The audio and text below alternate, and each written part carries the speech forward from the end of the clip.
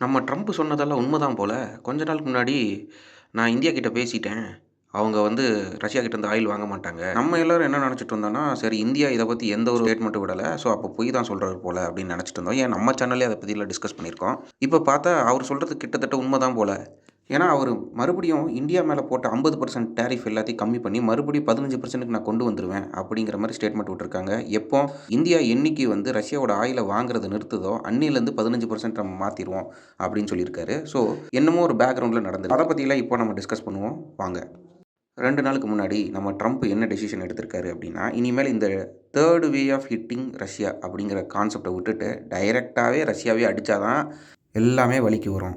ஏன் Ukraine, Russia போரை நிறுத்துறதுக்கான முக்கியமான வழியாவே அவர் நினைக்கிறது இந்த ஒரு வழி தான். அது என்னன்னா, ரஷ்யாவுல ஆயில் கம்பெனி இருக்கு இல்லையா? அந்த ஆயில் கம்பெனி மேல டைரக்ட்டாவே இம்போஸ் பண்றாரு சாங்ஷன்ஸ. ரஷ்யால ரோசநெஃப்ட் அப்படின்னு ஒரு ஆயில் கம்பெனி இருக்கு. நம்ம அரபு நாடுகள்ல அராம்கோ அப்படிங்கிற ஒரு ஆயில் கம்பெனி இருக்கு இல்லையா? அதே மாரி ரஷ்யாவோட கவர்மெண்ட் ஆயில் கம்பெனி இது. இந்த கம்பெனி தான் முக்கால்வாசி ஏசியா சைடுல இருக்கிற கண்ட்ரீஸ்க்கு எல்லாமே ஆயில் சப்ளை பண்ணுது. இப்ப அமெரிக்கால என்ன ரூல் போட்டிருக்காங்கன்னா, இந்த ஒரு கம்பெனியில இருந்து நீங்க ஆயில் வாங்குறதா இருந்துச்சுன்னா, உங்க மேல கேஸ் போட்டுடுவோம். உங்களுடைய லைசென்ஸ ரத்து பண்ணிடுவோம் அப்படின்னு சொல்லிட்டாங்க. எந்த கம்பெனியா இருந்தாலும் சரி, அமெரிக்கால ஓடுற எந்த ஒரு கம்பெனியா இருந்தாலும், இந்த ஒரு பெட்ரோல் கம்பெனிலேருந்து நீங்க பொருள் வாங்கக்கூடாது. எந்த டைப் ஆஃப் பொருளுமே வாங்கக்கூடாது. இப்போ பெட்ரோல்னா பெட்ரோல் மட்டும் கிடையாது. க்ரூடு, அப்புறம் கெரோசினு, அப்புறம் ஒயிட் பெட்ரோலு, இந்த மாரி நெறைய லேயர்ஸ் ஆஃப் பெட்ரோல் எல்லாம் இருக்கும். அதுலேருந்து பை ப்ராடக்ட்ஸ் எல்லாம் இருக்கும். இது எல்லாமே இந்த ராசநெஃப்ட் அப்படிங்கிற கம்பெனி விக்கிது. எதையுமே வாங்கக்கூடாது. எத நீங்க வாங்குனதா இருந்தாலும், உடனே உங்க மேல கேஸ் போட்டுடுவோம். அந்த கம்பெனி ஓனர் ஜெயிலுக்கு போகறதுக்கு கூட அதிக வாய்ப்பு இருக்கு அப்படிங்கிற மாரி ட்ரம்ப் ஒரு ஸ்டேட்மெண்ட் விட்டாரு. ஆனா, இதே ரஷ்யால லூக் ஆயில் அப்படின்னு சொல்லிட்டு இன்னொரு பெரிய கம்பெனி கூட இருக்கு. ஆனா, இந்த லூக் ஆயில்ங்கிறது ஒரு பிரைவேட் கம்பெனி. இந்த ஒரு கம்பெனி மேல ட்ரம்ப் எந்த ஒரு சாங்ஷனும் போடல. ஃபியூச்சர்ல இது போட்டாலும் போடலாம். ஸோ நேச்சுரலா அமெரிக்க கம்பெனிகள்லாம் என்ன நெனைக்கும்? ரஷ்யாலேருந்து வர ஆயிலே வேணாம்ப்பா. நம்ம வேற நாட்டிலேருந்து வாங்கிக்கலாம் அப்படின்னு சொல்லிட்டு தான் நெனைப்பாங்க.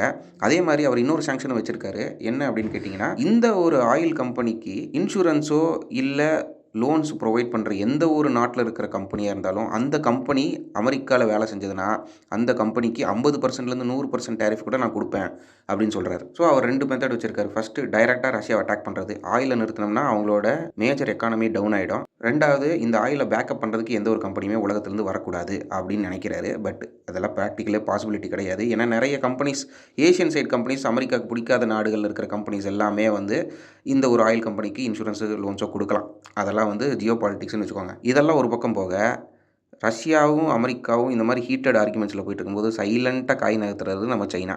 என்ன பண்றாங்க அப்படின்னு கேட்டீங்கன்னா, இனிமே உலகத்தில டாலர்ஸோட ஆதிக்கம் இருக்கக்கூடாது அப்படிங்கிற ஒரு கான்செப்ட்ல சைனா என்ன பண்ணுதுன்னா, சைனா கரன்சி யுவான் அப்படிங்கிற ஒரு கரன்சி இருக்கு. அது சைனாவோட கரன்சி. அந்த கரன்சில நீங்க ட்ரேட் பண்ணுங்க அப்படின்னு சொல்லிட்டு ஏசியால இருக்கிற கண்ட்ரீஸ் எல்லாம் மண்டை கழுவிட்டு இருக்காங்க. எப்படி அப்படின்னு கேட்டீங்கன்னா, இப்போ நீங்க உதாரணமா IMFலேருந்து இன்டர்நேஷனல் மானிட்டரி ஃபண்ட் அப்படிங்கிற ஒரு பேங்க், அது உலகத்தில இருக்கிற நாடுகளுக்கெல்லாம் கடன் குடுக்கும்.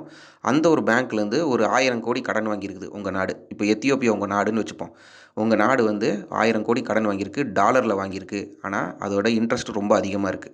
அப்ப நீங்க என்ன பண்ணிக்கலாம், சைனீஸ் யுவான்ல நான் இனிமே கடன் வாங்கிக்கிறேன் அப்படின்னு சொல்லிட்டு, சைனாவ உங்களுக்கு பதிலா காசு கட்ட சொல்லிருவாங்க. நீங்க சைனாக்கு காசு கட்டணும். அவ்வளோதான். ஸோ உங்க கடன சைனா அடைச்சிடும். நீங்க சைனா கிட்ட கடன் அடைக்கணும். அவ்வளோதான். நான் ஏன்டா போய் சைனாக்கு கடன் அடைக்கணும் அப்படின்னு கேட்டீங்கன்னா, சைனா சொல்லுது, நீங்க அங்க 15% இன்ட்ரெஸ்ட் குடுத்தா, இங்க 8% இன்ட்ரெஸ்ட் குடுத்தா போதும் அப்படின்றாங்க. இப்ப 1000 கோடிக்கு 15%னா 150 கோடி நீங்க இன்ட்ரெஸ்ட் கட்டணும். அது 8%னா 8 கோடி தான். நீங்க 8 கோடி சேவ் பண்ணலாம் இல்லையா? ஸோ அது உங்க நாட்டுக்கே ஹெல்ப்ஃபுல்லா இருக்கும். அப்படிங்கிற மாதிரி ஒரு கான்செப்ட்ல மண்டை கழுவி நெறைய நாடுகள சைனீஸ் யுவான ஒரு டிரான்சாக்ஷன் கரன்சியா கொண்டு வாங்கன்னு சொல்லிட்டு சைனா புஷ் பண்ணுது பேக்கிரவுண்ட்ல இருந்துட்டு. ஏன் ரீசென்ட்டா பார்த்தீங்கன்னா, ஒரு 10 நாளுக்கு முன்னாடி இந்தியா கூட ரஷ்யா ஆயில வாங்குறதுக்காக கொஞ்சம் ஒரு கணிசமான ஒரு அமௌண்ட்ட யுவான்ல தான் பர்ச்சேஸ் பண்ணியிருக்கு. டாலர் டிரான்சாக்ஷன கம்மி பண்றதுக்காக. அதே மாரி எத்தியோப்பியா, கசகஸ்தான், அப்புறம் இன்னும் சில நாடுகள் சவுத் கொரியா, ஜப்பான் எல்லாத்தையும் கூட சைனா புஷ் பண்ணுது. நீங்க யுவான்ல டிரான்சாக்ஷன் பண்ணீங்கன்னா, உங்களுக்கு நாங்க நெறைய சலுகைகள் குடுக்குறோம் அப்படிங்கிற மாதிரி சைனா புஷ் பண்ணிட்டு இருக்கு. எதுக்கு? டாலர் ரேஸ்க்கு கம்மி பண்றதுக்காக. ஸோ இதெல்லாம் ஜாஸ்தி ஆயிடுச்சுன்னா, பிரிக்ஸ் ஓட கரன்சி ஒரு நாள் மேல வந்துடும். இதெல்லாம் அமெரிக்கா பார்த்துக்கிட்டு தான் இருக்கு. அதை எப்படி அவங்க டீல் பண்ணுவாங்க அப்படின்னு சொல்லிட்டு நமக்கு தெரியாது. ஒரு நாள் சைனாவும், அமெரிக்காவும் நேரடியா அடிச்சுக்கிற மாரி வரும். எதுல? எக்கனாமிக் வார்ஃபேர் அப்படிம்பாங்க. கோல்டு வார் அந்த மாரி எக்கனாமிக் வாரும் வரும். அதுல சைனா உலகத்துல இருக்கிற டாப் 5 கரன்சிஸ்ல 4வது பொசிஷனுக்கு வந்துருச்சு. இதுக்கு முன்னாடி இருக்கிறதெல்லாம் என்னன்னு பார்த்தீங்கன்னா, பவுண்ட்ஸு, டாலர்ஸு, ஜப்பான் கரன்சி, இப்போ பார்த்தீங்கன்னா சைனா கரன்சி இதுவும் உள்ள வந்துடுச்சு. ஸோ இந்த மாரி கரன்சிஸ் எல்லாம் வந்து மேஜர் ரோல் ப்ளே பண்ணும்போது, அந்த நாடுகளுக்கு எப்பவுமே வந்து ஒரு அட்வான்டேஜ் கிடைக்கும். எப்படி? மத்த நாட்ட கண்ட்ரோல் பண்றதுக்கு. ஸோ இதை கம்மி பண்றதுக்கு தான் சைனா எடுத்திருக்கிற ஒரு ஸ்டெப் இது. ஸோ இந்தியா என்ன பண்ண போகுது அப்படின்னு பார்த்தோம்னா தெரியாது. ரஷ்யா அமெரிக்காவோட டைரக்ட்டா மோதுது. சைனா எக்கனாமிக்கலா மோதுது. இந்தியா பணிஞ்சு போற மாதிரி ஒரு ஸ்டெப் எடுக்குது. சொல்லப்போனா இந்த நிலை இந்தியாவுக்கு ஒரு அட்வான்டேஜ் அப்படின்னு தான் சொல்லலாம். ஸோ நீங்க என்ன நினைக்கிறீங்க மக்களே? இந்த ஒரு ஸ்ட்ராட்டஜி இந்தியா எடுத்தது கரெக்ட் அப்படின்னு நினைக்கிறீங்களா? இல்ல சைனா எடுத்த மூவ் கரெக்ட்ன்னு நினைக்கிறீங்களா? இல்ல அமெரிக்கா மூவ் நினைக்கிறீங்களா? இல்ல ரஷ்யா எடுத்த மூவ் கரெக்ட்ன்னு நினைக்கிறீங்களா? உங்களுடைய கருத்துக்கள கமெண்ட்ஸ்ல பதிவு பண்ணுங்க. நன்றி.